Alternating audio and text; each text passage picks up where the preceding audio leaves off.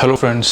So ಇವತ್ತಿನ ಈ video ಒಳಗೆ ನೀವು ಹೊಸದಾಗಿ ಎಕ್ಸ್ಪೋರ್ಟ್ ಸ್ಟಾರ್ಟ್ ಮಾಡ್ಬೇಕಂತಂದ್ರೆ ನಿಮ್ಮ ಪ್ರಾಡಕ್ಟ್ದು ಕಾಸ್ಟಿಂಗ್ ಹೆಂಗೆ ಕ್ಯಾಲ್ಕುಲೇಟ್ ಮಾಡ್ಬೇಕು, ಆಮೇಲೆ ಬಾಯರ್ ಜೋಡಿ ನೀವು ಮಾತಾಡೋ ಮುಂದೆ ಯಾವ ಥರ ಅವರಿಗೆ ನೀವು ಪ್ರೈಸಸ್ ಕೊಡ್ಬೇಕು ಅನ್ನೋದು ಇವತ್ತಿನ ಈ ಸಣ್ಣ ವಿಡಿಯೋ ಒಳಗೆ ನಾವು ತಿಳ್ಕೊಳ್ಳೋಣ. ಸೊ ಭಾಳ ಮಂದಿಗೆ ಈ ಕನ್ಫ್ಯೂಷನ್ ಇರ್ತೈತಿ. ಹೊಸದಾಗಿ ಬಿಸ್ನೆಸ್ ಸ್ಟಾರ್ಟ್ ಮಾಡಿದಾಗ ಬಾಯರ್ ಸಿಗೋದು ಮಾತಾಡ್ತಿರ್ತಾರೆ, ಕಮ್ಯುನಿಕೇಷನ್ ಆಗ್ತಿರ್ತೈತಿ. ಆದ್ರೆ ಪ್ರೈಸಿಂಗ್ ನಾವು ಹೆಂಗೆ ಕ್ಯಾಲ್ಕುಲೇಟ್ ಮಾಡಿ ಕೊಡ್ಬೇಕು ಅನ್ನೋದು ಇದು ಭಾಳ ಮಂದಿಗೆ ಗೊತ್ತಿರಂಗಿಲ್ಲ. ಸೊ ಈಗೀಗ ಭಾಳ ಮಂದಿ ನನಗೆ ಅದು ಕ್ವೆಶನ್ನು ಕೇಳಕತ್ತಾರ. ಪರ್ಸ್ನಲಿ ಎಲ್ಲರಿಗೂ ಸಪ್ರೇಟ್ಲಿ ನಂಗೆ ರಿಪ್ಲೈ ಮಾಡೋಕ್ಕಾಗಂಗಿಲ್ಲ. ಅದ್ರ ಸಂಬಂಧ ಇದು ವಿಡಿಯೋ ಮಾಡ್ಬೇಕಂತೇಳಿ ವಿಚಾರ ಮಾಡಿದೆ ನಾನು. ಸೊ ಯಾವಾಗಲೂ ಯಾವುದೂ ಬಾಯರಿಗೆ ನೀವು ಮಾತಾಡೋ ಮುಂದೆ ಫಸ್ಟ್ ಅವ್ರು ನಿಮಗೆ ಪ್ರಾಡಕ್ಟ್ ಬಗ್ಗೆ ಡೀಟೇಲ್ಸ್ ಕೇಳ್ತಾರೆ, ಒರಿಜಿನ್ ಎಲ್ಲಿಂದ ಐತೆ ಅಂತ ಕೇಳ್ತಾರೆ, ಯಾವ ಥರ ಕ್ವಾಲಿಟಿ ಏನು ಕೊಡಾಕತ್ತೀರಿ ಅದು ಕೇಳ್ತಾರೆ. ಆಮೇಲೆ ಇಮಿಡಿಯೇಟ್ ಅವ್ರು ನಿಮಗೆ ಕೇಳೋದೇನಂತಂದ್ರೆ ಪ್ರೈಸಿಂಗ್. ಸೊ ಪ್ರೈಸಿಂಗ್ನು ಅವರು FOB ಪ್ರೈಸರ್ ಕೇಳ್ತಾರೆ ಅಥವಾ CIF ಪ್ರೈಸ್ ಕೇಳ್ತಾರೆ. ಸೊ ನೀವು ಇನ್ಕೋಟರ್ಮ್ಸ್ ಬಗ್ಗೆ ವಿಡಿಯೋ ನೋಡಿದ್ರಿ, ಆಮೇಲೆ ಸ್ಟಡಿ ಮಾಡಿದ್ರಿ ಅಂತಂದ್ರೆ ನಿಮಗೆ ಗೊತ್ತಾಗುತ್ತೆ FOB ಅಂತಂದ್ರೆ ಏನು, ಆಮೇಲೆ CIF ಅಂತಂದ್ರೆ ಏನು. ಸೊ ನಾ ಭಾಳ ಡೀಟೇಲ್ನಾಗ ಅದ್ರೊಳಗೆ ಹೋಗಂಗಿಲ್ಲ. So most of the customers ಏನಿರ್ತಾರೆ ಅವರು CIF ಪ್ರಿಫರ್ ಮಾಡ್ತಾರೆ. ಯಾಕಂದ್ರೆ ಅವರಿಗೆ ಕ್ಲಿಯರೆನ್ಸಸ್ ಇಲ್ಲೇ ನಮ್ಮ ಪೋರ್ಟ್ನಾಗಿಂತ ಕ್ಲಿಯರೆನ್ಸ್ ಮಾಡೋಕೆ ಅವ್ರ ಕಡೆ ಏಜೆಂಟ್ಸ್ ಇರೋಂಗಿಲ್ಲ. ಸೊ ಅದಕ್ಕೆ CIF ಅವ್ರು ಪ್ರಿಫರ್ ಮಾಡ್ತಾರೆ. ಸೊ CIF ನೀವು ಪ್ರೈಸಿಂಗ್ ಅವ್ರಿಗೆ ಕೊಡ್ಬೇಕಂತಂದ್ರೆ ಇದ್ರ ಭಾಳಷ್ಟು ಎಕ್ಸ್ಪೆನ್ಸಸ್ ಏನದಾವು ನಿಮ್ಮ ಪ್ರಾಡಕ್ಟ್ ತಕ್ಕಂಗೆ, ಆಮೇಲೆ ನಿಮ್ಮ ಪ್ಯಾಕೇಜಿಂಗ್ ಯಾವ ಥರ ಇರ್ತೈತಿ ಅದ್ರ ತಕ್ಕಂಗೆ ನೀವು ಎಕ್ಸ್ಪೆನ್ಸಸ್ ಆ್ಯಡ್ ಆನ್ ಮಾಡ್ಕೊತ ಹೋಗ್ಬೇಕಾಗತ್ತೆ. ನೀವು ಮ್ಯಾನುಫ್ಯಾಕ್ಚರರ್ ಇದ್ರಿ ಅಥವಾ ಮರ್ಚೆಂಟ್ ಎಕ್ಸ್ಪೋರ್ಟರ್ ಇದ್ರಿ, ಏನೋ ಇದ್ರಿ ಅಂತಂದ್ರೂ ಇವು ಎಕ್ಸ್ಪೆನ್ಸಸ್ ನೀವು ಅದನ್ನು ಕನ್ಸಿಡರ್ ಮಾಡಿ ಆಮೇಲೆ ನೀವು ಕಾಸ್ಟಿಂಗ್ ಫೈಂಡ್ ಔಟ್ ಮಾಡಬೇಕಾಗ್ತೈತಿ. ಈಗ ನಾವೊಂದು ಎಕ್ಸಾಂಪಲ್ ತೊಗೊಂಡು ಯಾವುದಾದ್ರು ಒಂದು ಪ್ರಾಡಕ್ಟ್ ಬಗ್ಗೆ, ಸಪೋಸ್ ಇದು ನೀವು ವಾಲೆಟ್ ನೀವು ಎಕ್ಸ್ಪೋರ್ಟ್ ಮಾಡ್ಬೇಕನ್ನಾಗತ್ತೀರಿ ಅಂತ ತಿಳ್ಕೊರಿ. ಸಪೋಸ್ ನೀವು ಮ್ಯಾನುಫ್ಯಾಕ್ಚರರ್ ಅದಿರಿ ಅಥವಾ ನೀವು ಒಂದು ಮರ್ಚೆಂಟ್ ಎಕ್ಸ್ಪೋರ್ಟರ್ ಅದಿರಿ. ಸೊ ವಾಲೆಟ್ ನೀವು ಎಕ್ಸ್ಪೋರ್ಟ್ ಮಾಡ್ಬೇಕನ್ನತ್ತಿದ್ರಿ, ಆಮೇಲೆ ನಿಮ್ಮ ಕಸ್ಟಮರಿಗೆ ನೀವು ಪ್ರೈಸಿಂಗ್ ಕೊಡ್ಬೇಕನ್ನತ್ತಿದ್ರಿ ಅಂತಂದ್ರೆ ನೀವು ಹೆಂಗೆ ಕಾಸ್ಟಿಂಗ್ ತೆಗಿಬೇಕಾದ್ರದ್ದು. ಸೊ ಈ ಕಾಸ್ಟಿಂಗ್ ತೆಗೆದ್ರೊಳಗೆ ಒಂದು 8-10 ಎಕ್ಸ್ಪೆನ್ಸಸ್ ಬರ್ತಾವೆ. ಅವು ಯಾವ್ಯಾವ ಎಕ್ಸ್ಪೆನ್ಸಸ್ ಅದಾವು, ನೀವು ಅದನ್ನು ಕನ್ಸಿಡರ್ ಹೆಂಗೆ ಮಾಡ್ಬೇಕು ಅನ್ನೋದು ನಾನು ನಿಮಗೆ ಅದನ್ನು ಹೇಳ್ತೀನಿ ಈಗ. ಸೊ ಫಸ್ಟ್ ಆಫ್ ಆಲ್ ನೀವು ಕನ್ಸಿಡರ್ ಮಾಡೋದು ಪ್ರಾಡಕ್ಟ್ ಪ್ರೈಸಿಂಗ್. ಓಕೆ, ಸೊ ನಿಮಗದು ಒಂದು ಪ್ರಾಡಕ್ಟ್ ಏನೈತಿ ಅದು ಎಷ್ಟು ರೂಪಾಯಿಗೆ ಬಿದ್ದೈತಿ ಅಂದ್ರೆ, ಸಪೋಸ್ ನೀವು ಇದು ವಾಲೆಟ್ ಮ್ಯಾನುಫ್ಯಾಕ್ಚರ್ ಮಾಡಾಕತ್ತಿದ್ರಿ ಅಂತಂದ್ರೆ ಆ ಮ್ಯಾನುಫ್ಯಾಕ್ಚರಿಂಗ್ ಕಾಸ್ಟ್ ಎಷ್ಟೈತಿ, ಆಮೇಲೆ ಆ ಪ್ರಾಡಕ್ಟ್ ನಿಮಗೆ ರೆಡಿಯಾಗಿ ನಿಮ್ಮ ಕೈಯಾಗಿ ಬರೋಕೆ ನಿಮಗೆ ಕಾಸ್ಟಿಂಗ್ ಎಷ್ಟು ಬಿದ್ದೈತಿ ಅದನ್ನು ನೀವು ಕನ್ಸಿಡರ್ ಮಾಡಬೇಕಾಗುತ್ತೆ. ಓಕೆ, ಸೊ ಅದು ಡಿಪೆಂಡ್ ಆಗ್ತೈತಿ ಅದ್ರ ಕ್ವಾಲಿಟಿ ಮೇಲೆ, ಅದ್ರೊಳಗೆ ಏನು ನೀವು ಪ್ರಾಡಕ್ಟ್ಸ್ ಯೂಸ್ ಮಾಡಾಕತ್ತೀರಿ, ರಾ ಮೆಟೀರಿಯಲ್ ಏನು ಯೂಸ್ ಮಾಡಾಕತ್ತೀರಿ, ಅದ್ರ ಮ್ಯಾಗ ಪ್ರತಿಯೊಂದು ಪ್ರಾಡಕ್ಟ್ದು ಕಾಸ್ಟಿಂಗ್ ಬೇರೆ ಬೇರೆ ಡಿಫರ್ ಆಗ್ತೈತಿ. ಸೊ ವಾಲೆಟ್ ನೀವು ಸಪೋಸ್ ಇದು ಮ್ಯಾನುಫ್ಯಾಕ್ಚರ್ ಮಾಡಾಕತ್ತಿದ್ರಿ ಅಂತಂದ್ರೆ ಸಪೋಸ್ ಅದ್ರದ್ದು ಕಾಸ್ಟಿಂಗ್ 100 ರೂಪಾಯಿ ಅಂತ ತಿಳ್ಕೊರಿ. ಸೊ 100 ರೂಪಾಯಿ ಇದು product cost.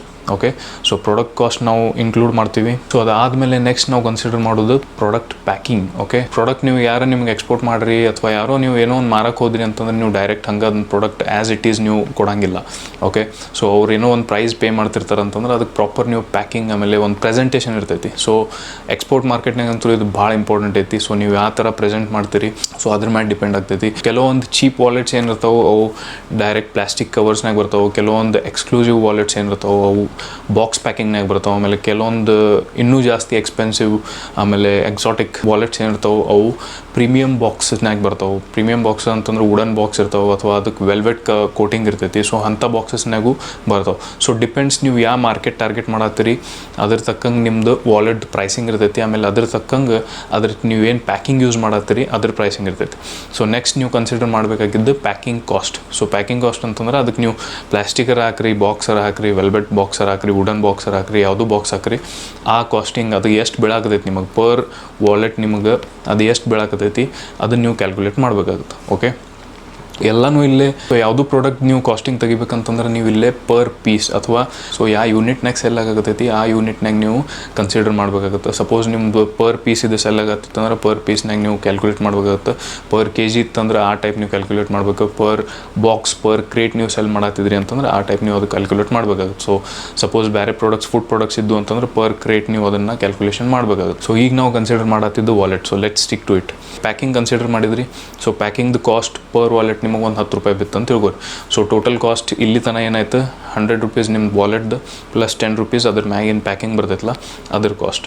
So next point ಏನೈತಿ ಅಂತಂದ್ರೆ ಪ್ಯಾಕಿಂಗ್ ಆಮೇಲೆ ಪ್ಯಾಕೇಜಿಂಗ್ನಾಗ ಡಿಫ್ರೆನ್ಸ್ ಐತಿ. ಪ್ಯಾಕಿಂಗ್ ಅಂತಂದ್ರೆ ನಿಮ್ಮ ಪ್ರಾಡಕ್ಟ್ ಮ್ಯಾಗಿನ ಪ್ಯಾಕಿಂಗಿಗೆ ಪ್ರಾಪರ್ ನಾವು ಪ್ಯಾಕಿಂಗ್ ಅಂತಂತೀವಿ. ಅದನ್ನು ನೀವು ಒಂದು ಡಿಸ್ಪ್ಲೇ ಮಾಡೋಕತ್ತ ಅಥವಾ ನೀವು ಯಾವುದೋ ಒಂದು ಸೆಲ್ ಮಾಡೋಕ್ಕೆ ಅದನ್ನು ಪ್ಯಾಕ್ ಮಾಡಿ ಅದನ್ನು ನೀವು ಕೊಡ್ತೀರಿ. ಸೊ ಅದಕ್ಕೆ ಪ್ಯಾಕಿಂಗ್ ಅಂತಾರೆ. ಸೊ ಪ್ಯಾಕೇಜಿಂಗ್ ಅಂತಂದ್ರೆ ನೀವು ಪ್ರಾಪರ್ ಕಂಟೈನರ್ನಾಗ ಸ್ಟಫ್ ಮಾಡೋ ಮುಂದೆ ಅದನ್ನು ಯಾವ ಥರ ನೀವು ಕ್ರೇಟ್ಸ್ನಾಗ ಹಾಕಿ ಮಾಡ್ತೀರಿ, ವುಡನ್ ಕಾರ್ಟನ್ಸ್ನಾಗ ಹಾಕಿ ಮಾಡ್ತೀರಿ ಅಥವಾ ಬ್ಯಾಗ್ಸ್ನಾಗ ಹಾಕಿ ಮಾಡ್ತೀರಿ ಅಥವಾ ಪಾಲಿಥೀನ್ಸ್ನಾಗ ಹಾಕಿ ನೀವು ಪ್ಯಾಕ್ ಮಾಡ್ತೀರಿ ಅದ್ರ ಮೇಲೆ ಡಿಪೆಂಡ್ ಆಗುತ್ತೆ. ಪ್ಯಾಕೇಜಿಂಗ್ ನಿಮ್ಮ ಪ್ರಾಡಕ್ಟಿಗೆ ಸೇಫ್ ಆಮೇಲೆ ವಿದೌಟ್ ಎನಿ ಹಾರ್ಮ್ ಒಂದು ಡೆಸ್ಟಿನೇಷನ್ದಿಂದ ಇನ್ನೊಂದು ಡೆಸ್ಟಿನೇಷನ್ ಮಟ್ಟ ಮುಟ್ಸಕ್ಕೆ ಯೂಸ್ ಮಾಡ್ತಾರೆ. ಸೊ ಅದಕ್ಕೆ ಪ್ಯಾಕೇಜಿಂಗ್ ಅಂತಾರೆ. ಸೊ ಯಾವ ರೀತಿದು ನೀವು ಪ್ಯಾಕೇಜಿಂಗ್ ಮಾಡ್ತೀರಿ, ಸೊ ಸಪೋಸ್ ನೀವು ಇದು ವಾಲೆಟ್ ಏನೈತಿ ಒಂದು ಬಾಕ್ಸ್ನಾಗ ನೀವು ಒಂದು ವಾಲೆಟ್ ಪ್ಯಾಕ್ ಮಾಡ್ತೀರಿ, ಅಂಥದ್ದು ನೀವು ಒಂದು ಕ್ರೇಟ್ನಾಗ ಒಂದು ವುಡನ್ ಕ್ರೇಟ್ ಆಗಲಿ ಅಥವಾ ಒಂದು ಕೊರಗೇಟೆಡ್ ಕಾರ್ಟನ್ ಆಗಲಿ ಅದ್ರೊಳಗೆ ನೀವು ಇಂಥ ಒಂದು 100 ಪೀಸ್ ಹಾಕ್ತೀರಿ. ಸೊ ಅದು ಒಂದು ಪ್ಯಾಕೇಜ್ ಆಗುತ್ತೆ. ಓಕೆ, ಸೊ ಇಂಥ 100 ಪೀಸಸ್ ಕೂಡ ಒಂದು ಪ್ಯಾಕೇಜ್ ಆಗುತ್ತೆ. ಅಂಥವು ಎಷ್ಟು ಪ್ಯಾಕೇಜಸ್ ಆಗ್ತಾವೆ ಈ ಕಂಟೈನರ್ನಾಗ ಅದನ್ನು ನಾವು ಕ್ಯಾಲ್ಕುಲೇಟ್ ಮಾಡಬೇಕಾಗುತ್ತೆ. ಸೊ ಇದರಿಂದ ನಿಮಗೆ ಪ್ಯಾಕೇಜಿಂಗ್ ಏನೈತಿ, ಎಷ್ಟು ಬಾಕ್ಸಸ್ ಅಥವಾ ಎಷ್ಟು ಕ್ರೇಟ್ಸ್ ನೀವು ಕನ್ಸಿಡರ್ ಮಾಡ್ಬೇಕು, ಪ್ರಿಪೇರ್ ಮಾಡಬೇಕು ಅಥವಾ ಮ್ಯಾನುಫ್ಯಾಕ್ಚರ್ ಮಾಡಬೇಕು, ಅದನ್ನು ನೀವು ಕ್ಯಾಲ್ಕುಲೇಟ್ ಮಾಡ್ಬೋದು. ಸಪೋಸ್ ಈ ಒಂದು ಕಂಟೈನರ್ನಾಗ 1000 ವಾಲೆಟ್ಸ್ ಹೋಗ್ತಾವೆ ಅಂತ ತಿಳ್ಕೊರಿ. ಸೊ 1000 ಅಂತಂದ್ರೆ ಒಂದು ಬಾಕ್ಸ್ನಾಗ ನಿಮಗೆ 100 ವಾಲೆಟ್ಸ್ ಹೋಗ್ತಿದ್ವು ಅಂತಂದ್ರೆ ನಿಮಗೆ 10 ಪ್ಯಾಕೇಜಸ್ ಬೇಕಾಗ್ತಾವೆ, ಅಂದರೆ 10 ಬಾಕ್ಸಸ್ ಬೇಕಾಗ್ತಾವೆ ಅಥವಾ 10 ಕ್ರೇಟ್ಸ್ ಬೇಕಾಗ್ತಾವೆ. ಓಕೆ, ಸೊ ಆ 10 ಕ್ರೇಟ್ಸ್ ನೀವು ಮ್ಯಾನುಫ್ಯಾಕ್ಚರ್ ಮಾಡ್ಬೇಕಂದ್ರೆ ಏನು ಕಾಸ್ಟಿಂಗ್ ಆಗ್ತೈತಿ ಅದನ್ನು ನೀವು ಆ್ಯಡ್ ಮಾಡಬೇಕಾಗುತ್ತೆ. ಸೊ ಥರ್ಡ್ ಪಾಯಿಂಟ್ನಾಗ packaging. First point product cost, second packing cost, third packaging cost. So packaging ನೀವು ಪ್ರಾಪರ್ ಪ್ಯಾಕೇಜಿಂಗ್ ಎಷ್ಟೈತಿ ಅದು ನಿಮ್ಗೆ ಗೊತ್ತಾಯ್ತು. ಸೊ ಅದು ಪ್ಯಾಕೇಜಿಂಗ್ ಕಾಸ್ಟ್ ಸಪೋಸ್ 10 ರೂಪಾಯಿ ಅಂತ ತಿಳ್ಕೊರಿ, ಅದೊಂದು 10 ರೂಪಾಯಿ ಆ್ಯಡ್ ಮಾಡಿರಿ. ಸೊ ಟೋಟಲ್ ಎಷ್ಟಾತೀಗ 120 ರೂಪೀಸ್. ಸೊ ನೆಕ್ಸ್ಟ್ ಏನು ಬರ್ತೈತೆ ಅಂತಂದ್ರೆ ಲೇಬ್ಲಿಂಗ್ ಅಂತಂದ್ರೆ ಅವೇನು ಪ್ಯಾಕೇಜಸ್ ನಿಮ್ಮ 10 ಪ್ಯಾಕೇಜಸ್ ಆಗಿರ್ತಾವೆ, ಆ 10 ಪ್ಯಾಕೇಜಸ್ ಮ್ಯಾಗ ಬಾಕ್ಸ್ ಮ್ಯಾಗ ನೀವು ಲೇಬಲ್ಸ್ ಹಚ್ಬೇಕಾಗುತ್ತೆ. ಸೊ ಅದನ್ನಾಗ ನೀವು ಮೆನ್ಷನ್ ಮಾಡಬೇಕಾಗುತ್ತೆ ಡಿಸ್ಕ್ರಿಪ್ಷನ್ನಾಗ ಏನಂತಂದ್ರೆ ಈ ಪ್ಯಾಕೇಜ್, ಈ ಬಾಕ್ಸ್, ಈ ಕ್ರೇಟ್ನಾಗ ಎಷ್ಟು ಪೀಸ್ ಆಫ್ ವಾಲೆಟ್ಸ್ ಅದಾವೆ, ನಂಬರ್ ಆಫ್ ಪೀಸಸ್ ಎಷ್ಟು ಅದಾವೆ, ಆಮೇಲೆ ಅದ್ರ ಸೈಜ್ ಏನೈತಿ, ಡೈಮೆನ್ಷನ್ ಏನೈತಿ ಅಥವಾ ಪ್ರೈಸ್ ಏನೈತಿ, ಅವೆಲ್ಲ ಡೀಟೇಲ್ಸ್ ನೀವು ಆ ಲೇಬಲ್ ಮ್ಯಾಗ ನೀವು ಮೆನ್ಷನ್ ಮಾಡ್ಬೋದು. ಸೊ ಅಂಥದ್ದು ನಿಮಗೆ 10 ಸ್ಟಿಕರ್ಸ್ ನೀವು ಪ್ರಿಂಟ್ ಮಾಡಬೇಕಾಗುತ್ತೆ. ಅಥವಾ ನೀವು ಅಟ್ ಎ ಟೈಮ್ ನಿಮ್ದು ಕನ್ಸೈನ್ಮೆಂಟ್ ಕಂಟಿನ್ಯೂಸ್ ಹೋಗ್ತಿತ್ತು ಅಂತಂದ್ರೆ ನೀವು ಅಟ್ ಎ ಟೈಮ್ ಭಾಳಷ್ಟು ಪ್ರಿಂಟ್ಸ್ನು ತೊಗೊಂಡು ಇಟ್ಕೋಬೋದು. ಸೊ ಲೇಬಲ್ ಯೂಶ್ವಲಿ ಟೇಬಲ್ ಹಾಕಿ ಅದ್ರೊಳಗೆ ನೀವು ಆಮೇಲೆ ಕೈಲೇ ಎಂಟರ್ ಮಾಡ್ಬೋದು ಅಥವಾ ಪ್ರಿಂಟ್ ತೊಗೊಂಡು ನೀವು ಅದನ್ನು ಸ್ಟಿಕ್ ಮಾಡ್ಬೋದು. ಸೊ ಯಾವ ರೀತಿಯೂ ಮಾಡ್ಬೋದು, ಅದಕ್ಕೇನು ಪ್ರಾಬ್ಲಮ್ ಇಲ್ಲ. ಆದರೆ ಪ್ರೆಸೆಂಟೇಷನ್ ಯಾವಾಗಲೂ ಚಲೋ ಇತ್ತು ಅಂತಂದ್ರೆ ಪ್ಲಸ್ ಪಾಯಿಂಟ್ ಇರ್ತೈತಿ. ಯಾಕಂದ್ರೆ ಬಾಯರ್ ಅದನ್ನು ನೋಡಿ ಖುಷಿ ಆಗ್ತಾರೆ. ಒಳಗೆ ಮಟೀರಿಯಲ್ ನೋಡೋಕ್ಕಿಂತ ಮೊದಲು ನಿಮ್ಮ ಪ್ಯಾಕೇಜ್ ಕಾಣ್ತೈತಿ. ಸೊ ಪ್ಯಾಕೇಜ್ ಯಾವಾಗಲೂ ಚಲೋ ಕಾಣ್ತಿರ್ಬೇಕು, ಯಾವಾಗಲೂ ಮಸ್ತ್ ಇರ್ಬೇಕು. ಸೊ ಲೇಬ್ಲಿಂಗ್ ಕಾಸ್ಟ್ ಭಾಳ ಏನಾಗಂಗಿಲ್ಲ, ನೆಗ್ಲಿಜಿಬಲ್ ಇರ್ತೈತಿ. ಸೊ ಅಂದರೂ ನೀವು ಅದನ್ನು ಕನ್ಸಿಡರ್ ಮಾಡಿದ್ರಿ ಅಂತಂದ್ರೆ ಚಲೋ. ಯಾಕಂದ್ರೆ ಒಂದೊಂದು ರೂಪಾಯಿನೂ ಎಕ್ಸ್ಪೋರ್ಟ್ ಬಿಸ್ನೆಸ್ನಾಗ ಮ್ಯಾಟರ್ ಆಗ್ತೈತಿ. ಒಂದೊಂದು ರೂಪಾಯಿನೂ ನಿಮ್ದು ಯಾಕಂದ್ರೆ ವಾಲ್ಯೂಮ್ ಇಲ್ಲಿ ಜಾಸ್ತಿ ಇರ್ತೈತಿ. ವಾಲ್ಯೂಮ್ ಜಾಸ್ತಿ ಇರೋದ್ರಿಂದ ಈಚ್ ಆ್ಯಂಡ್ ಎವ್ರಿ ರುಪಿ ನಿಮ್ದು ಮ್ಯಾಟರ್ ಆಗ್ತೈತಿ. ಸೊ ನೆಕ್ಸ್ಟ್ ಬಂದು ಲೇಬಲ್ಸ್ ಎಲ್ಲ ಹಚ್ಚಿದ್ರಿ, ನಿಮ್ಮ ಪ್ಯಾಕೇಜಸ್ ಮ್ಯಾಗೆಲ್ಲ ಲೇಬಲ್ಸ್ ನೀವು ಹಚ್ತೀರಿ. ಅದಾದ್ಮೇಲೆ ಲೋಡಿಂಗ್. ಸೊ ನೀವು ನಿಮ್ಮ ಮಟೀರಿಯಲ್ ಏನೈತಿ ವೇರ್ ಹೌಸ್ದಿಂದ ಪೋರ್ಟ್ ಮಟ್ಟ ಟ್ರಾನ್ಸ್ಪೋರ್ಟ್ ಮಾಡ್ಬೇಕಂತಂದ್ರೆ ಒಂದು ಟ್ರಕ್ ನೀವು ತರಿಸ್ಬೇಕಾಗುತ್ತೆ. ಟ್ರಾನ್ಸ್ಪೋರ್ಟರ್ ಜೋಡಿ ಮಾತಾಡಿ ಒಂದು ಟ್ರಕ್ ಅರೇಂಜ್ ಮಾಡಬೇಕಾಗುತ್ತೆ. ಅಥವಾ depending on the product. So ನಿಮ್ಮ ಪ್ರಾಡಕ್ಟ್ ಏನೈತಿ, ಭಾಳ ಹ್ಯಾಂಡ್ಲಿಂಗ್ ಅದಕ್ಕೆ ಬ್ಯಾಡ್ ಆಗಿತ್ತು, ಆಮೇಲೆ ಭಾಳ ಹ್ಯಾಂಡ್ಲಿಂಗ್ ಅದಕ್ಕೆ ಮಾಡೋದು ಇರಲಾರ್ದಂಥ ಪ್ರಾಡಕ್ಟ್ ಇತ್ತು ಅಂತಂದ್ರೆ ವೆಜಿಟೇಬಲ್ಸ್, ಫ್ರೂಟ್ಸ್, ಆಮೇಲೆ ಅಂಥದ್ದು ಪ್ಯಾಕೇಜಸ್ ಇದ್ದು ಅಂತಂದ್ರೆ ಡೈರೆಕ್ಟ್ ಕಂಟೈನರ್ ಕರೆಸಿ ಅದ್ರೊಳಗೆ ಸ್ಟಫಿಂಗ್ ಮಾಡ್ತಾರೆ. ಅಥವಾ ಸೊ ಲೋಡಿಂಗ್ ಅನ್ಲೋಡಿಂಗ್ 1-2 ಸತಿ ಮಾಡೋದು ಪಾಸಿಬಿಲಿಟಿ ನಡೀತಿತ್ತು ಅಂತಂದ್ರೆ ನೀವು ಟ್ರಕ್ಸನ್ನು ತರಿಸಿ ಟ್ರಕ್ನಾಗ ಲೋಡಿಂಗ್ ಮಾಡಿ ಪೋರ್ಟ್ ಮಟ್ಟ ಕಳಿಸಿ, ಪೋರ್ಟಿಂದ ಮತ್ತು ನೀವು ಕಂಟೈನರ್ ಸ್ಟಫಿಂಗ್ ಮಾಡ್ಬೋದು. ಸೊ ಸಪೋಸ್ ನೀವು ಈಗ ಟ್ರಕ್ ತರಿಸಾತೀರಿ ಅಂತ ತಿಳ್ಕೊರಿ. ಸೊ ಟ್ರಕ್ ತರಿಸಿದ್ರಿ ಅಂತಂದ್ರೆ ಒಂದು ಸೈಡ್ ನಿಮ್ಮ ಕಾಸ್ಟ್ ಬಿಡ್ತೈತಿ. ಸೊ ಕಾಸ್ಟಿಂಗ್ ಯೂಶ್ವಲಿ ಕಡಿಮೆ ಆಗ್ತೈತಿ. ಕಂಟೈನರ್ ತರಿಸಿದ್ರಿ ಅಂತಂದ್ರೆ ಕಂಟೈನರ್ ನಿಮ್ಮ ಪೋರ್ಟ್ದಿಂದ ನಿಮ್ಮ ವೇರ್ ಹೌಸ್ ತನಕ ಬರೋದು ಕಾಸ್ಟ್, ಆಮೇಲೆ ಹೊಳ್ಳೆ ವೇರ್ ಹೌಸ್ನಿಂದ ನಿಮ್ಮ ಪೋರ್ಟ್ ತನಕ ಹೋಗೋ ಕಾಸ್ಟ್ 2 ಟೈಮ್ಸ್ ನಿಮ್ದು ಟ್ರಾನ್ಸ್ಪೋರ್ಟ್ ಕಾಸ್ಟ್ ನೀವು ತುಂಬಬೇಕಾಗುತ್ತೆ. ಸೊ ಯೂಶ್ವಲಿ ಟ್ರಕ್ ನೀವು ಯಾವಾಗ ತರಿಸ್ತೀರಿ ಅವಾಗ ಈಸಿ ಇರ್ತೈತಿ. ಬಟ್ ಅಲ್ಟಿಮೇಟ್ಲಿ ಅದು ಡಿಪೆಂಡ್ ಆಗೋದು ನಿಮ್ಮ ಪ್ರಾಡಕ್ಟ್ ಮೇಲೆ. ಸೊ ಒಂದೊಂದು ಪ್ರಾಡಕ್ಟ್ಸ್ ಹೆಂಗಿರ್ತಾವೆ ಅದಕ್ಕೆ ನೀವು ಕಂಟೈನರ್ ಸ್ಟಫಿಂಗ ಮಾಡಬೇಕಾಗುತ್ತೆ. ನೀವು ಟ್ರಕ್ನಾಗ ಲೋಡ್ ಮಾಡಿ ಕಳ್ಸೋಕ್ಕೆ ಬರೋಂಗಿಲ್ಲ. ಓಕೆ, ಸೊ ಸಪೋಸ್ ನಾವೀಗ ವಾಲೆಟ್ ಬಗ್ಗೆ ಮಾತಾಡಕತ್ತೀವಿ ಅಂತ, ವಾಲೆಟ್ ಏನೈತಿ ಇದಕ್ಕೇನು ಜಾಸ್ತಿ ಹಾರ್ಮ್ ಆಗುವಂಥದ್ದಿಲ್ಲ, ಪೆರಿಷೇಬಲ್ ಪ್ರಾಡಕ್ಟ್ ಅಲ್ಲ. ಸೊ ನೀವು ಟ್ರಕ್ನಾಗ ಲೋಡ್ ಮಾಡಿ ಕಳಿಸ್ಬೋದು. ಸೊ ಟ್ರಕ್ ನೀವು ತರಿಸಿದ್ರಿ, ಟ್ರಕ್ನಾಗ ಲೋಡ್ ಮಾಡೋಕ್ಕೆ ಜನ ಏನಿರ್ತಾರೆ ಅವರು ಲೋಡಿಂಗ್ ಚಾರ್ಜಸ್ ತೊಗೋತಾರೆ. ಸೊ ಪರ್ ಟನ್ ಅವ್ರದ್ದು ಇಂತಿಷ್ಟು ರೂಪಾಯಿ ಅಂತೇಳಿ ಲೋಡಿಂಗ್ ಚಾರ್ಜಸ್ ಇರ್ತೈತಿ, ಅಥವಾ ಪರ್ ಬಾಕ್ಸ್ ಲೋಡಿಂಗ್ ಚಾರ್ಜಸ್ ಇರ್ತೈತಿ. ಸೊ ಅದ್ರ ತಕ್ಕಂಗೆ ಅವ್ರು ಚಾರ್ಜ್ ಮಾಡ್ತಿರ್ತಾರೆ. ಸೊ ಆ ಚಾರ್ಜ್ ನೀವು ಕ್ಯಾಲ್ಕುಲೇಟ್ ಮಾಡ್ತೀರಿ. ಸಪೋಸ್ ಪರ್ ಬಾಕ್ಸ್ ಅಥವಾ ಪರ್ ಕ್ರೇಟ್ ನಿಮಗೆ ಅವ್ರು 100 ರೂಪಾಯಿ ಚಾರ್ಜ್ ಮಾಡಿದ್ರಿ ಅಂತಂದ್ರೆ ಒಂದು ಬಾಕ್ಸ್ನಾಗ 100 ವಾಲೆಟ್ಸ್ ಇರ್ತಾವೆ. ನಾವು ಆಗಲೇ ಕನ್ಸಿಡರ್ ಮಾಡಿದ್ವಿ. ಸೊ 100 ವಾಲೆಟ್ ಅಂತಂದ್ರೆ ಒಂದು ವಾಲೆಟಿಗೆ 1 ರೂಪಾಯಿ. ಸೊ ನಮ್ಮ ಟೋಟಲ್ ಕಾಸ್ಟ್ ಎಷ್ಟಾಯ್ತು ಈಗ 121. ಓಕೆ, ಸೊ ಇದಾಯ್ತು ಲೋಡಿಂಗ್ ಕಾಸ್ಟ್. ಈಗ ನಿಮ್ಮ ವೇರ್ ಹೌಸಿಂದ ನಿಮ್ಮ ಪೋರ್ಟ್ ಮಟ್ಟ ಟ್ರಾನ್ಸ್ಪೋರ್ಟ್ ಕಾಸ್ಟ್ ಎಷ್ಟಾಗ್ತೈತಿ ಅದನ್ನು ನೀವು ಕ್ಯಾಲ್ಕುಲೇಟ್ ಮಾಡಬೇಕಾಗುತ್ತೆ. ಓಕೆ, ಸೊ ಸಪೋಸ್ ಒಂದು ಕಂಟೈನರ್ನಾಗ 20 ಟನ್ಸ್ ನೀವು ಫಿಲ್ಅಪ್ ಮಾಡಿದ್ರಿ, ಅಥವಾ ವಾಲ್ಯೂಮ್ ಜಾಸ್ತಿ ಇತ್ತಂದ್ರೆ ಒಂದೊಂದು ಸಲ ಏನಾಗುತ್ತೆ 20 ಟನ್ಸ್ನೂ ಆಗಂಗಿಲ್ಲ, 10 ಟನ್ನಾಗ ನಿಮ್ಮದು ಒಂದು ಕಂಟೈನರ್ ಫಿಲ್ಅಪ್ ಆಗಿಬಿಡ್ತೈತಿ. ಸೊ ಅದು ಅವಾಗ ಏನಾಗುತ್ತೆ, ನೀವು 10 ಟನ್ ಗಾಡಿ ನೀವು ಮಾಡಬೇಕಾಗುತ್ತೆ. ಸೊ ಟ್ರಾನ್ಸ್ಪೋರ್ಟ್ ಕಾಸ್ಟ್ ಎಷ್ಟಾಗುತ್ತೆ ಅದನ್ನು ನೀವು ಆ್ಯಡ್ ಮಾಡಬೇಕಾಗುತ್ತೆ. ಪರ್ ವಾಲೆಟ್ ನಿಮ್ಮ ಟ್ರಾನ್ಸ್ಪೋರ್ಟ್ ಕಾಸ್ಟ್ ಸಪೋಸ್ ಒಂದು 5 ರೂಪಾಯಿ ಬಂತು ಅಂತ ತಿಳ್ಕೊರಿ. ಸೊ ಅವಾಗ ನೀವು ಅದನ್ನು ಅದ್ರೊಳಗೆ ಆ್ಯಡ್ ಮಾಡಬೇಕು. ಸಪೋಸ್ ಅವ್ರು ಒಂದು 50,000 ರೂಪಾಯಿ ತೊಗೋತಾರೆ ಅಂತ ತಿಳ್ಕೊರಿ. 50,000 ರೂಪಾಯಿ ತೊಗೊಂಡು ಡಿವೈಡ್ ಬೈ ನಮ್ಮ ನಂಬರ್ ಆಫ್ ಪೀಸಸ್ ಎಷ್ಟು ಅದಾವೆ ಅದನ್ನು ಕ್ಯಾಲ್ಕುಲೇಟ್ ಮಾಡಿ ನಾವು ಒಂದು ಅಪ್ರಾಕ್ಸಿಮೇಟ್ 5 ರೂಪಾಯಿ ಅಂತ ಹಿಡ್ಕೊಳ್ಳೋದು. ಸೊ 5 ರೂಪಾಯಿ ನೀವು ಅದ್ರೊಳಗೆ ಕನ್ಸಿಡರ್ ಮಾಡ್ತೀವಿ. ಟೋಟಲ್ ನಮ್ದು ವಾಲೆಟ್ ಕಾಸ್ಟ್ ಎಷ್ಟಾಯ್ತು ₹126. ಓಕೆ, ನೆಕ್ಸ್ಟ್ ಚಾರ್ಜಸ್ ಬಂದು ಅನ್ಲೋಡಿಂಗ್ ಕಾಸ್ಟ್ ಅಂತಂದ್ರೆ ಯೂಶ್ವಲಿ ಇದು ಕನ್ಸಿಡರ್ ಮಾಡೋಂಗಿಲ್ಲ. ಯಾಕಂದ್ರೆ ಅಲ್ಲೇನು ಕಂಟೈನರ್ ಸ್ಟಫಿಂಗ್ ಮಾಡೋರು ಇರ್ತಾರೆ, ಅದನ್ನು ನಿಮ್ಮ CHA ಇರ್ತಾರೆ, ಅವರು ಅನ್ಲೋಡಿಂಗ್ ಮಾಡಿ ನಿಮ್ಮ ಕಂಟೈನರ್ನಾಗ ಸ್ಟಫಿಂಗ್ ಮಾಡ್ತಾರೆ. ಸೊ ಅದು CHAದ ಕ್ಲಿಯರೆನ್ಸ್ ಆಮೇಲೆ ಅವ್ರದ್ದೇನು ಬಿಲ್ ಬರ್ತೈತಲ್ಲ ಅದ್ರೊಳಗೆ ಅದು ಇನ್ಕ್ಲೂಡ್ ಮಾಡ್ತಾರೆ ಅವ್ರು. ಓಕೆ, ಸೊ ನೆಕ್ಸ್ಟ್ ನಿಮಗೆ ಇಂಪಾರ್ಟೆಂಟ್ ಖರ್ಚು ಬರೋದು ಏನಂತಂದ್ರೆ ನಿಮ್ಮ CHAದ ಕ್ಲಿಯರೆನ್ಸ್ ಕಾಸ್ಟ್, ಫ್ರೇಟ್ ಕಾಸ್ಟ್, ಆಮೇಲೆ ಅವ್ರದ್ದು ಸರ್ವಿಸ್ ಚಾರ್ಜಸ್. ಸೊ ನಿಮ್ಮ CHA ಏನೈತಿ ಅವ್ರು ನಿಮಗೆ ಇದನ್ನೆಲ್ಲ ಕಾಸ್ಟ್ ಕೊಡ್ತಾರೆ. ಸೊ ಅವ್ರದ್ದು ಸಪೋಸ್ ₹1,00,000 ಬಂತು ಅಂತ ತಿಳ್ಕೊರಿ, ಫ್ರೇಟ್, ಕ್ಲಿಯರೆನ್ಸ್, ಆಮೇಲೆ ಅವ್ರ service charge, terminal handling charge, BL charges, ಆಮೇಲೆ VGM ಚಾರ್ಜಸ್, ಅದು ಇದು ಎಲ್ಲ ಪೋರ್ಟ್ ಮ್ಯಾಗ ಏನೇನು ಬೇಕಾಗ್ತಾವೆ ಅದು ಎಲ್ಲನೂ ಚಾರ್ಜಸ್ ಇನ್ಕ್ಲೂಡ್ ಮಾಡಿ ₹1,00,000 ಆತಂತ ತಿಳ್ಕೊರಿ. ಸೊ ಕನ್ಸಿಡರ್ ಮಾಡೋಣ 1000 ನಮ್ಮ ಕಡೆ ವಾಲೆಟ್ಸ್ ಅದಾವೆ. ಸೊ ಅದನ್ನು ಡಿವೈಡ್ ಮಾಡಿ ₹10 ಬರ್ತೈತೆ ಅಪ್ರಾಕ್ಸಿಮೇಟ್ ಅಂತ ಹೇಳಿ ಹೇಳ್ಕೊಂಡು. ಸೊ ಟೋಟಲ್ ಎಷ್ಟಾಯ್ತು ನಮಗೀಗ ₹136. ಸೊ ₹10 ನಾವು ಕ್ಲಿಯರೆನ್ಸ್ ಹಚ್ಚೋದು. ಸೊ CHAದ ಇದು ಒಂದು ಬಿಲ್. ಸೊ ಒಂದು ಬಿಲ್ನಾಗ ನಿಮಗೆ ಅವ ಎಲ್ಲನೂ ಇನ್ಕ್ಲೂಡ್ ಮಾಡ್ಕೊಡ್ತಾನೆ. ಅದು ₹1,00,000 ಬಿಲ್ ಇರ್ತೈತೆ ಅಂತ ತಿಳ್ಕೊರಿ. ಅದನ್ನು ನೀವು ಡಿವೈಡ್ ಮಾಡಿ ₹10 ಅಪ್ರಾಕ್ಸಿಮೇಟ್ ಬರ್ತೈತೆ ಅಂತ ತಿಳ್ಕೊರಿ. ಸೊ ₹10 ನಾವು ಕನ್ಸಿಡರ್ ಮಾಡಿದ್ವಿ. ಈಗ ಟೋಟಲ್ ಒಂದು ವಾಲೆಟ್ ಪೀಸ್ ಕಾಸ್ಟ್ ಎಷ್ಟಾಯ್ತು? ₹136. ಸೊ ಅದ್ರೊಳಗೆ ಈಗ ₹136 ನಿಮ್ಮದು ಪರ್ ವಾಲೆಟ್ ಕಾಸ್ಟ್ ಆಯ್ತು. ಸೊ ₹136 ಮ್ಯಾಗ ನೀವು ನಿಮ್ಮ ಮಾರ್ಜಿನ್ ಸೆಟ್ ಮಾಡಬೇಕಾಗುತ್ತೆ. ಸೊ ಮಾರ್ಜಿನ್ ನೀವು ಸೆಟ್ ಮಾಡ್ಬೇಕಂತಂದ್ರೆ ಯಾವಾಗಲೂ ನೀವು ಮಾರ್ಕೆಟ್ ಸ್ಟಡಿ ಮಾಡಬೇಕಾಗುತ್ತೆ. ಸೊ ಆ ಮಾರ್ಕೆಟ್ನಾಗ ಈ ಪ್ರಾಡಕ್ಟ್ ಅಥವಾ ಸಿಮಿಲರ್ ಕ್ವಾಲಿಟಿ ಪ್ರಾಡಕ್ಟ್ ಏನು ಪ್ರೈಸಿಗೆ ಮಾರಾಕತ್ತೈತಿ ಅದು ನಿಮಗೆ ಗೊತ್ತಿರಬೇಕು. ಸೊ ಸಪೋಸ್ ಈಗ ₹136 ನಿಮಗೆ ಪ್ರಾಡಕ್ಟ್ ಕಾಸ್ಟ್ ಬೀಳಾಕತ್ತೈತಿ, ಅಲ್ಲಿ ಲ್ಯಾಂಡಿಂಗ್ ಕಾಸ್ಟ್ ಆ ಡೆಸ್ಟಿನೇಷನ್ ಪೋರ್ಟ್ ಮಟ್ಟ ಅಂತಂದ್ರೆ ನೀವು ಡೈರೆಕ್ಟ್ಲಿ ₹200 ರೇಟ್ ಹಚ್ಚಿ ಮಾರಕ್ಕೆ ಬರಂಗಿಲ್ಲ.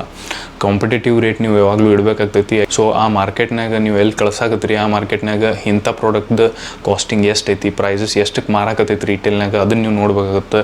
ನಡು ಹೋಲ್ಸೇಲರ್ಸ್ ಇರ್ತಾರೆ, ಡಿಸ್ಟ್ರಿಬ್ಯೂಟರ್ಸ್ ಇರ್ತಾರೆ, ರೀಟೇಲರ್ಸ್ ಇರ್ತಾರೆ, ಎಲ್ಲರದೂ ಮಾರ್ಜಿನ್ ಕ್ಯಾಲ್ಕುಲೇಟ್ ಮಾಡಿ ಎಂಡ್ ಯೂಸರಿಗೆ ಆ ವಾಲೆಟ್ ಎಷ್ಟಕ್ಕೆ ಬೀಳಾಕತ್ತೈತಿ ಅದು ನಿಮಗೆ ಗೊತ್ತಿರಬೇಕು. ಅವಾಗ ನೀವು ಪ್ರಾಫಿಟ್ ಮಾರ್ಜಿನ್ ಸೆಟ್ ಮಾಡಕ್ಕೆ ಬರ್ತೈತಿ. ಸೊ ಅದ್ರ ಸಂಬಂಧ ಮಾರ್ಕೆಟ್ ಸ್ಟಡಿ ಇರೋದು ಭಾಳ ಇಂಪಾರ್ಟೆಂಟ್ ಐತಿ. ಮಾರ್ಕೆಟ್ನಾಗ ನೀವು ಅಡ್ಡಾಡಿ, ಮಾರ್ಕೆಟ್ನಾಗ ಯಾರಿಗಾರ ನೀವು ಅಡ್ಡಾಡಿಸಿ ನಿಮಗೆ ಎಲ್ಲ ಇದನ್ನ ಇನ್ಫಾರ್ಮೇಷನ್ ನೀವು ಮೊದಲು ತಕ್ಕೋಬೇಕಾಗುತ್ತೆ. ಅವಾಗ ನೀವು ಪ್ರಾಫಿಟ್ ಮಾರ್ಜಿನ್ ನೀವು ಸೆಟ್ ಮಾಡ್ಬೋದು. ಸಪೋಸ್ ನಾವು ಮಿನಿಮಮ್ ಅಂತಂದ್ರೆ ಒಂದು 10% ನಾವು ಮಾರ್ಜಿನ್ ಇಟ್ಕೊಳ್ಳೋದು. ಸೊ 10% ಮಾರ್ಜಿನ್ ಅಂತಂದ್ರೆ ₹136 13.5 13.6 ಆಯ್ತು. ಸಪೋಸ್ ನಾವು ಅದನ್ನು ₹14 ಅಂತ ಹಿಡ್ಕೊಂಡು. ಸೊ ಟೋಟಲ್ ಎಷ್ಟಾತಿಗೆ ₹150. So wallet total cost, landing cost ಎಷ್ಟಾಯ್ತು? ₹150. ಸೊ ಇದು ಆದಮೇಲೆ ನಿಮಗೆ CO ಸರ್ಟಿಫಿಕೇಟ್ ಆಫ್ ಒರಿಜಿನ್ ಮಾಡೋಕ್ಕೆ ಒಂದು ₹5,000 ಬೇಕಾಗ್ತವೆ. ಓಕೆ, ಸೊ ಅದನ್ನು ನೀವು ಆ್ಯಡ್ ಮಾಡಬೇಕಾಗುತ್ತೆ. ಸೊ ಎಲ್ಲನೂ ಆ್ಯಡ್ ಮಾಡಿ ಅದೇನು ಮಿನಿಮಮ್ ಒಂದು 50 ಪೈಸೆ, ₹1 ₹2 ಈ ಟೈಪ್ ಬರ್ತೈತಿ. ಸೊ ಅದು ನೀವು ಕನ್ಸಿಡರ್ ಮಾಡಿದ್ರಿ ಅಂತಂದ್ರೆ ₹152 ಮಟ್ಟ ನಿಮ್ಮದು ಲ್ಯಾಂಡಿಂಗ್ ಕಾಸ್ಟ್ ಬಂತಂತ ತಿಳ್ಕೊರಿ. ಸೊ ಇದಾದ ಕೂಡಲೇ ನೀವು ಮೇನ್ ಇಂಪಾರ್ಟೆಂಟ್ ಏನಂತಂದ್ರೆ ನೀವೇನು ಇದ್ರೊಳಗೆ ಇನ್ವೆಸ್ಟ್ ಮಾಡಿರ್ತೀರಿ ರೊಕ್ಕ. ಸಪೋಸ್ ನೀವು ಇದು ಒಂದು ಕಂಟೈನರ್ ಪರ್ಸ್ ನೀವು ಎಕ್ಸ್ಪೋರ್ಟ್ ಮಾಡ್ಬೇಕಂತಂದ್ರೆ ಮ್ಯಾನುಫ್ಯಾಕ್ಚರರ್ ಕಡೆ ನೀವು ಪರ್ಚೇಸ್ ಮಾಡಿದ್ರಿ ಮೊದಲು ಅಡ್ವಾನ್ಸ್ ಕೊಟ್ಟಂತಂದ್ರೆ ಅದ್ರದ್ದು ಇಂಟ್ರೆಸ್ಟ್ ಹಚ್ಚಬೇಕು ನೀವು. ಸೊ ಅದ್ರದ್ದು ಇಂಟ್ರೆಸ್ಟ್ ಬ್ಯಾಂಕ್ ರೇಟ್ ಇಂಟ್ರೆಸ್ಟ್ ಹಚ್ಚಿರಿ ನಡೀತೈತಿ. ಸೊ ಬ್ಯಾಂಕ್ದು ಎಷ್ಟು ರೇಟ್ ಆಫ್ ಇಂಟ್ರೆಸ್ಟ್ ಐತಿ, ಸಿಮಿಲರ್ ರೇಟ್ ಆಫ್ ಇಂಟ್ರೆಸ್ಟ್ ನಿಮ್ದೇನು ಇನ್ವೆಸ್ಟೆಡ್ ಅಮೌಂಟ್ ಇರ್ತೈತಿ ಅದ್ರ ಮ್ಯಾಗ ಹಚ್ಚಿ ಅದನ್ನು ನೀವು ಇದ್ರೊಳಗೆ ಆ್ಯಡ್ ಮಾಡಿರಿ. ಸೊ ಅದು ಒಂದು ₹2-3 ಆಯ್ತು ಅಂತ ತಿಳ್ಕೊರಿ. ಸೊ ಅದು ಒಂದು ₹2-3 ಅಂತಂದ್ರೆ ಟೋಟಲ್ ನಿಮಗೆ ₹155 ಬಿತ್ತು. ಸೊ ₹155 ನಿಮಗೆ ವಿತ್ ಪ್ರಾಫಿಟ್ ಇದು ಲ್ಯಾಂಡಿಂಗ್ ಕಾಸ್ಟ್ ಆಯ್ತು. ಅಂದ್ರೆ ನಿಮ್ಮ ಕಸ್ಟಮರಿಗೆ ನೀವು ₹155 ಬಿಲ್ ಮಾಡ್ತೀರಿ. ಓಕೆ, ಸೊ ಇದ್ರೊಳಗೆ ನೀವು ಹೆಂಗಿದ್ರು GST ಆಮೇಲೆ ಟ್ಯಾಕ್ಸಸ್ ಏನು ಇನ್ಕ್ಲೂಡ್ ಮಾಡೋಂಗಿಲ್ಲ, ಯಾಕಂದ್ರೆ ನಿಮಗೆ ಟ್ಯಾಕ್ಸ್ ಎಕ್ಸಾಮ್ಟೆಡ್ ಇರ್ತೈತಿ. ಸೊ ಇದು ನಿಮ್ಮ ಕಾಸ್ಟಿಂಗ್ ತೆಗಿಯೋದು ಒಂದು ಪದ್ಧತಿ ಇರ್ತೈತಿ. ಸೊ ಯಾವಾಗಲೂ ಕಾಸ್ಟಿಂಗ್ ತೆಗಿಬೇಕಂತಂದ್ರೆ ಇವೆಲ್ಲ ಪಾಯಿಂಟ್ಸ್ ನೀವು ಕನ್ಸಿಡರ್ ಮಾಡಬೇಕಾಗುತ್ತೆ. ಸೊ ಇವೆಲ್ಲ ಮೇಜರ್ ಅದಾವೆ. ಇದ್ರೊಳಗೆ ಈಗ ನೆಕ್ಸ್ಟ್ ಇಂಪಾರ್ಟೆಂಟ್ ಪಾರ್ಟ್ ಅಂತಂದ್ರೆ ನೀವು ಯೂಶ್ವಲಿ USD-ನಾಗ ರೇಟ್ಸ್ ಕೊಡ್ತೀರಿ. ಓಕೆ, ಸೊ USD-ನಾಗ ರೇಟ್ ಕೊಡೋ ಮುಂದೆ ಏನಾಗುತ್ತೆ, ಸಪೋಸ್ ನೀವು ₹155 ನಿಮಗೆ ₹155 ನಿಮಗೆ ಒಂದು ವಾಲೆಟ್ ಬೆಳಾಕತ್ತಿತ್ತು ಅಂತಂದ್ರೆ ಅದು 155 ಕನ್ವರ್ಟ್ ಟು ನೀವು USD ಮಾಡಬೇಕಂತಂದ್ರೆ 155 divide by USD rate ಏನೈತಿ ಅದು ನೀವು ಮಾಡ್ತೀರಿ. ಸೊ ಯೂಶ್ವಲಿ ಸಪೋಸ್ ಈಗ 75 76 ನಡೆದೈತೆ ಅಂತ ತಿಳ್ಕೊರಿ. ಸೊ 75 ನಾವು ಕನ್ಸಿಡರ್ ಮಾಡಿದ್ವಿ. 75 ನಡೆದಿತ್ತು ಅಂತಂದ್ರೆ ನೀವು ಎಕ್ಸಾಕ್ಟ್ಲಿ 75 ಡಿವೈಡ್ ಮಾಡೋಕ್ಕೆ ಹೋಗ್ಬೇಡ್ರಿ. ಯಾಕಂತಂದ್ರೆ ನಿಮ್ಮದು ಪರ್ ವಾಲೆಟ್ ಕಾಸ್ಟ್ ಕಡಿಮೆ ಆಗ್ತೈತೆ ಅಂತಂದ್ರೆ ಎಕ್ಸಾಕ್ಟ್ ಆಗ್ತೈತಿ. ಸೊ ಅವಾಗ ನೀವು ಏನು ಮಾಡ್ಬೇಕು, ಒಂದಿಲ್ಲ $1.5 ಕಡಿಮೆ ಇಟ್ಕೊಂಡು ನೀವು ಅದನ್ನು ಡಿವೈಡ್ ಮಾಡಿರಿ. ಅಂದ್ರೆ ಸಪೋಸ್ ಇವತ್ತಿನ ರೇಟ್ 75 ಇತ್ತಂತಂದ್ರೆ ನೀವು 73.5 ಅದನ್ನು ಡಿವೈಡ್ ಮಾಡಿರಿ. ಓಕೆ, ಸೊ ಅದರಿಂದ ಡಿಫ್ರೆನ್ಸ್ ಏನಾಗುತ್ತೆ ನಾನು ನಿಮ್ಗೆ ಹೇಳ್ತೀನಿ.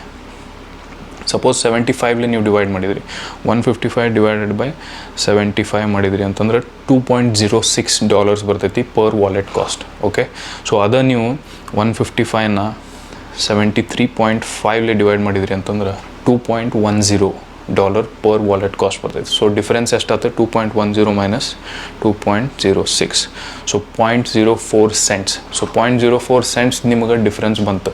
ಸೊ ಈ ಡಿಫ್ರೆನ್ಸ್ ನೀವು ಟಾಲರೆನ್ಸ್ ಎದಕ್ಕೆ ಇಟ್ಕೋಬೇಕಂತಂದ್ರೆ ರೇಟ್ಸ್ ಯಾವಾಗಲೂ ಇಂಟರ್ನ್ಯಾಷನಲ್ ಮಾರ್ಕೆಟ್ನಾಗ ಫ್ಲಕ್ಚುಯೇಟ್ ಆಗ್ತಿರ್ತೈತಿ. ಸೊ ಯಾವಾಗೂ USD ಮ್ಯಾಗ ಹೋಗ್ಬೋದು, ಕೆಳಗೆ ಬರ್ಬೋದು.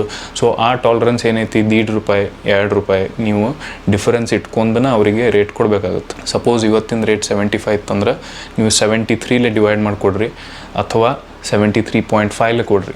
ಓಕೆ, ಆದರೆ ಎಕ್ಸಾಕ್ಟ್ 75 ಡಿವೈಡ್ ಮಾಡಿ ಕೊಡಕ್ಕೆ ಹೋಗ್ಬಿಟ್ರಿ. ಯಾಕಂದ್ರೆ ಅವಾಗ ಏನಾಗುತ್ತೆ, ಸಪೋಸ್ ನಿಮಗೆ ಯಾವಾಗ ಅದು ಕಸ್ಟಮರ್ ರೊಕ್ಕ ಕೊಡ್ತಿರ್ತಾನ, ಒಂದು 4 ದಿವಸ ಬಿಟ್ಟು ಕೊಡೋವಿದ್ದ, ಸೊ ಅವಾಗ ರೇಟ್ ಏನಾರ ಇಳೀತು ಅಂತಂದ್ರೆ ಅವಾಗ ನಿಮಗೆ ಪ್ರಾಬ್ಲಮ್ ಆಗುತ್ತೆ.